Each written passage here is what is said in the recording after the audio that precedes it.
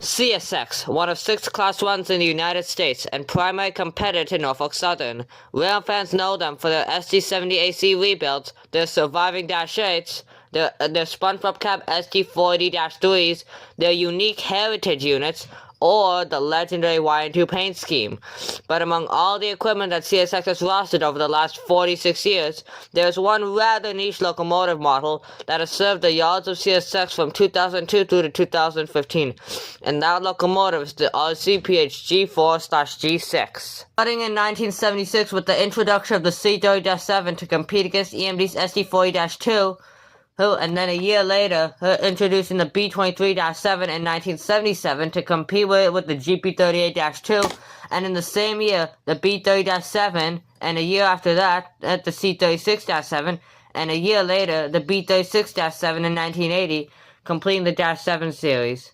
The CSXs would come from predecessor rails like the chassis and seaboard systems. After the merger between the two in 1986, the then new CSX inherited 47 B30-7s from the chassis system, 15 B30-7 from the seaboard system, 81 B36-7s from the seaboard system, 82 C30-7s from the seaboard system.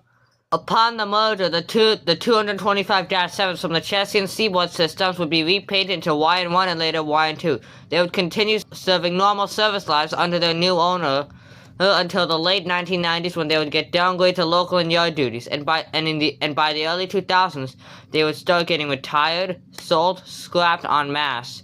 But for some of CSX's B30, B36, and C30-7s, they would get a new lease on life, and that new lease on life would come in the form of the RCPHG4/G6.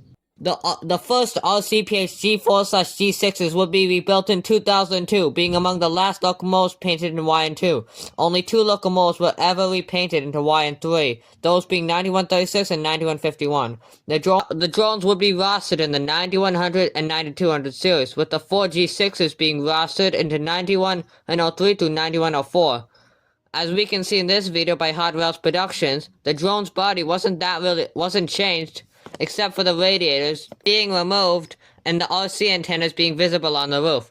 But other than those, these were essentially just renumbered B30, B36, or C30-7s. These had RSDS 5T horns. They were mostly used for yard duties and were mostly remote controlled, hence why I and others call them drones. The internals were left, however, but the traction motors were removed to allow the axles to roll freely.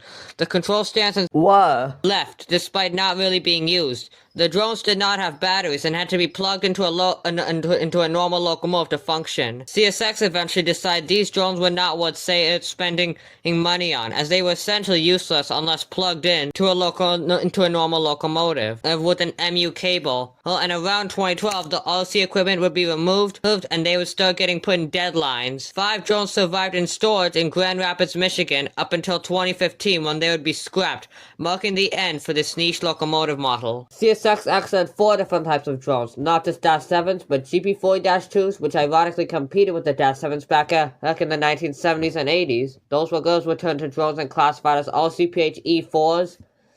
One SW100 was also turned to an RCPHE4.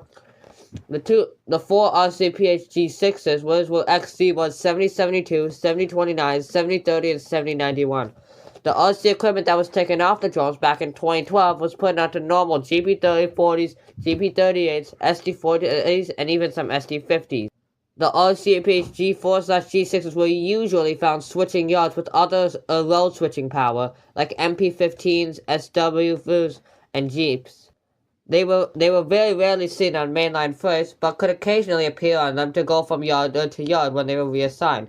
CSX also didn't change the paint on some of them or even freshen them, hence images like these. Thanks for watching, and see you in the next episode.